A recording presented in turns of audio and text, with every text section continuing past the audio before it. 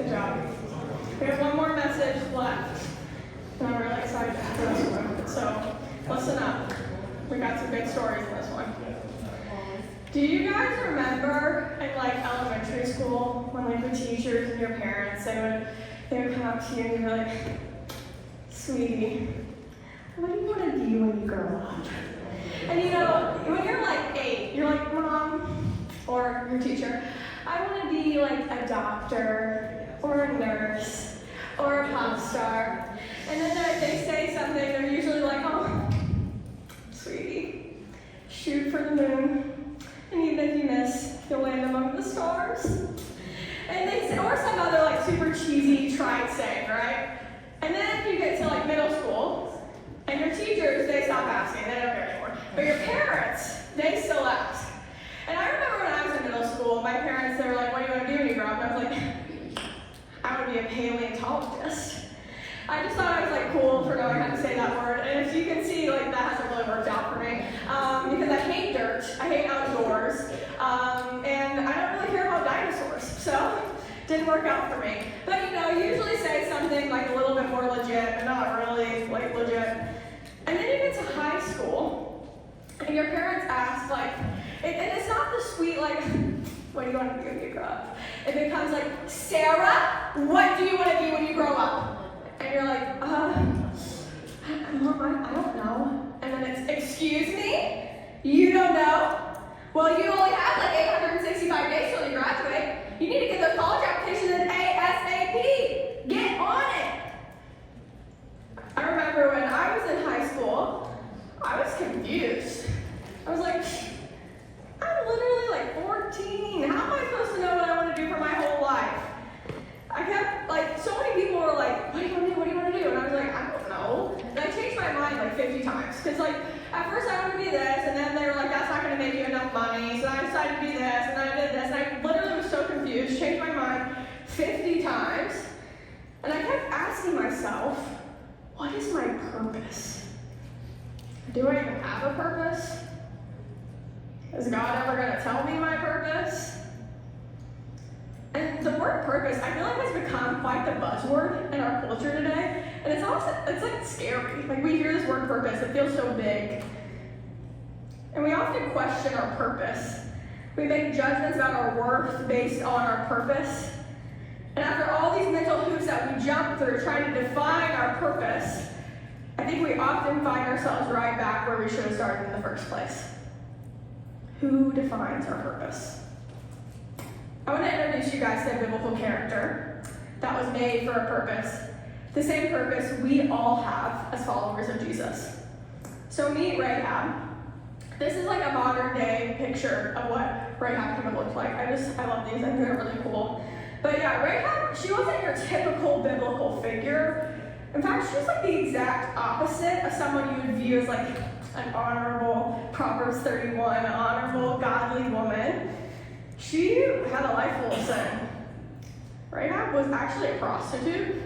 She was the lowest of the lows, an outcast. She was one of those people that you'd be like, they're too far gone. They're not coming back. But spoiler alert, Rahab eventually ended up being named in the lineage of Jesus. So she's kind of a big deal. But let's not get ahead of ourselves. The story takes place in Joshua 2, and I'm just going to read right through it because the story kind of tells itself. All right, so the text says, Then Joshua secretly sent out 2 spies from the Israelite camp at Acacia. He instructed them, scout out the land on the other side of the Jordan River, especially around Jericho. So the 2 men set out and came to the house of a prostitute named Rahab, and they stayed there that night. But someone told the king of Jericho, some Israelites have come here tonight to spy out the land. So the king of Jericho sent orders to Rahab. Bring out the men who have come into your house, for they have come here to spy out the whole land. Rahab had hidden the 2 men, but she replied, Yes, the men were here earlier, but I didn't know where they were from. They left the town at dusk as the gates were about to close. I don't know where they went. If you hurry, you can probably catch up with them. Actually, she had taken them up to the roof and hidden them beneath bundles of flax she had laid out. So the king's men went looking for the spies along the road leading to the shallow crossings of the Jordan River. And as soon as the king's men had left, the gate of Jericho was shut. Before the spies went to sleep that night, Rahab went up on the roof to talk to them. She said, "I know the Lord has given you this land," she told them. "We are all afraid of you. Everyone in the land is living in terror, for we have heard how the Lord made a dry path for you through the Red Sea when you left Egypt. And we know that what you did to Sihon and Og, the two Amorite kings east of the Jordan River, whose people you completely destroyed. No wonder our hearts have melted in fear. No one has the courage to fight after hearing such things. For the Lord your God is the supreme God of the heavens above and the earth below. Now swear to me by the Lord that you will be kind to me and my family since I have helped you. Give me some guarantee that when Jericho is conquered, you will let me live, along with my father and mother, my brothers and sisters, and all their families." "We offer our own lives as a guarantee for your safety," the men agreed. "If you don't betray us, we will keep our promise and be kind to you when the Lord gives us the land." Then, since Rahab's house was built into the town wall, she let them down by a rope through the window. "Escape to the hill country," she told them. "Hide there for 3 days from the men searching for you. Then, when they have returned, you can go on your way."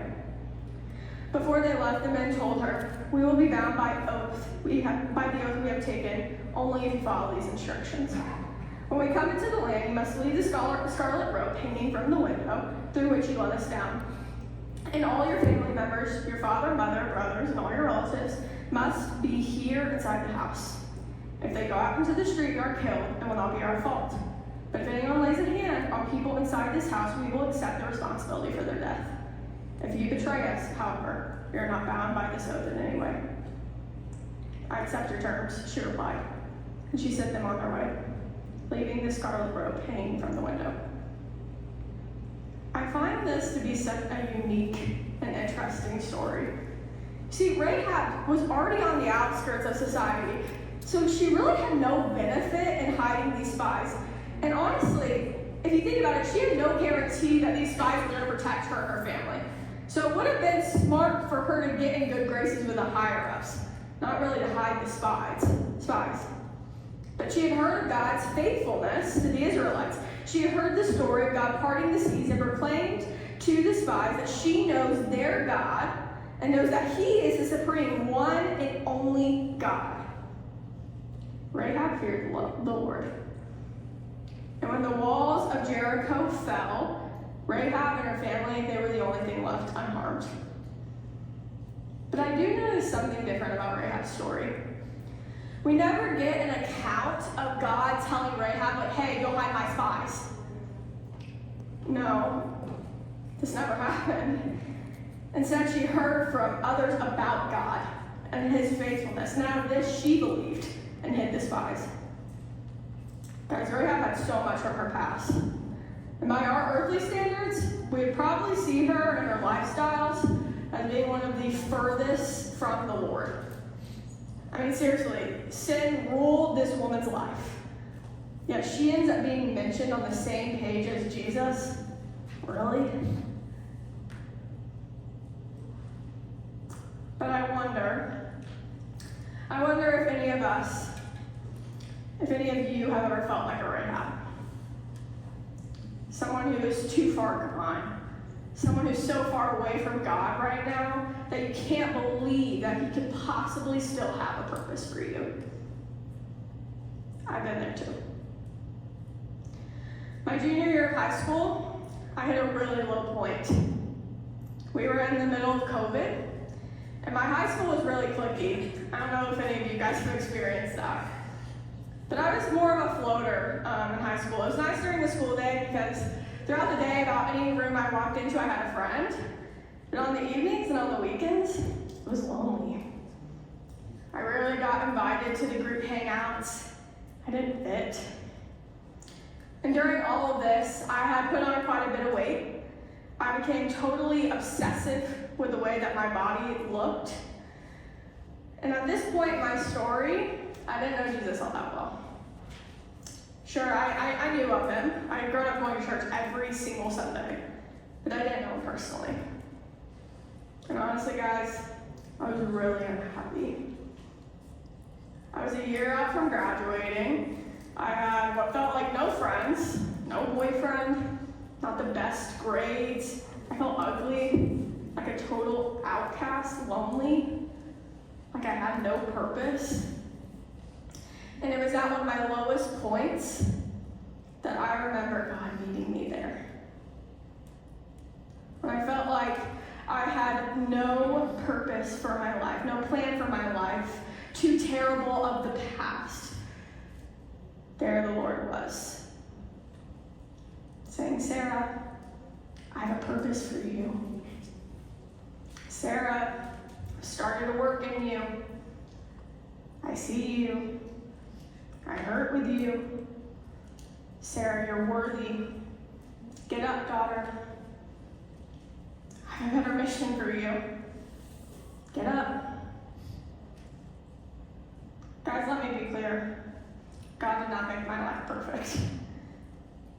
I never became popular or off the charts intelligent. I never got all the accomplishments I may have sought after. But you know what he did do? He filled me. He gave me a purpose no matter how far away I was from him. He called me his. He gave me a purpose to love him and to love others. And so what did I do? I started reading my Bible daily. Yeah, I mean it.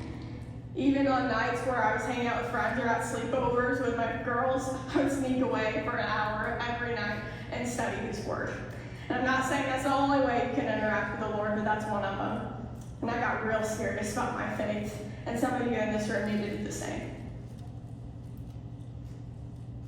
Out of that, I started posting my stories, started posting about what the Lord was doing in my life on social media. I know a lot of adults can really demonize social media, and yeah, there are a lot of bad things on there, but I started using it as my platform to share the good news. People at school started to ask me about it. Sometimes it was embarrassing, I'm not gonna lie. I was like, oh, why are you talking about God all the time? And I was like, my life has changed. My life was forever changed. I had a joy in me that sustained me through my senior year of high school and beyond. I can now say 4 years later, I've never once looked back. This wasn't some short-term feeling. I've gone to camps like this. I felt the high that you guys might feel in a week. And yeah, it was nice, but it wasn't sustainable. This was a complete life-altering difference.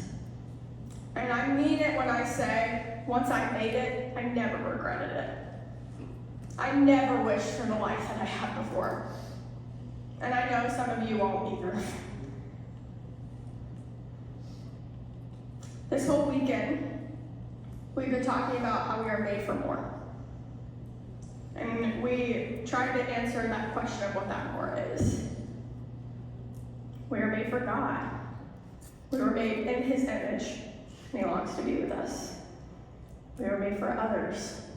God created us to be in community, but more important than that, we are made to care for those around us.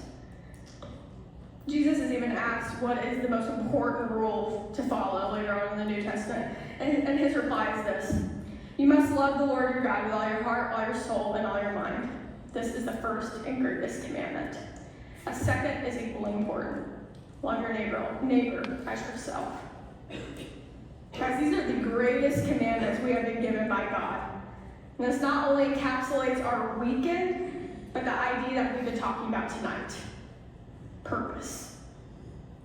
God has given us a purpose. God has given you a purpose. And let me be clear, your purpose is not the job you pick. It's not the college you go to. It isn't anything that the world may try to define as what gives you purpose. Your purpose, your true purpose, is defined by God. And part of our purpose is the fact that we've been made for Him and made for people. the two greatest commandments are still just as true today. We were made for God, we were made for others, and we were made for a purpose. If some of you in this room have never questioned your purpose, if you know your purpose through and through, I hope you keep this in your back pocket, because there will come a time where you do start to question your purpose. And that will get really dark really quickly. The world is going to constantly shove this idea down your throat that you need to be something amazing to have a life with purpose. You may see people around you going on to achieve great and amazing things. They may become wealthy or seemingly live the perfect life through social media. There are going to be people around you who are beautiful and smart and successful. But walking the narrow road and staying firm in your purpose is not going to be easy, friends. But I promise it will be worth it. I promise the reward that you will receive in heaven for following your purpose will be far greater than anything this earth can give you. So no matter where you are, what you've done in your past, or who you will become, whether you are as far away as Rahab seemingly is, or whether you are as close as you can possibly imagine, God has a purpose for you. He's made you for a purpose. Tomorrow, you're going to leave. And you're going to go back into your schools, your homes, your lives, your families, your churches, your sports teams, etc. But before you do, before your life becomes busy again, before all the distractions enter back in, before you get your phones back even, before anything else, you have a choice to make. Are you going to leave tomorrow understanding that you are made for more, that you are made for God, that you are made for others, that you are made for a purpose? Or will you go back and do everything the exact same? There's grace for you no matter what. But I promise you, to live a life that is made for more is going to be worth it. Let's pray. Dear Heavenly Father, Lord, thank you.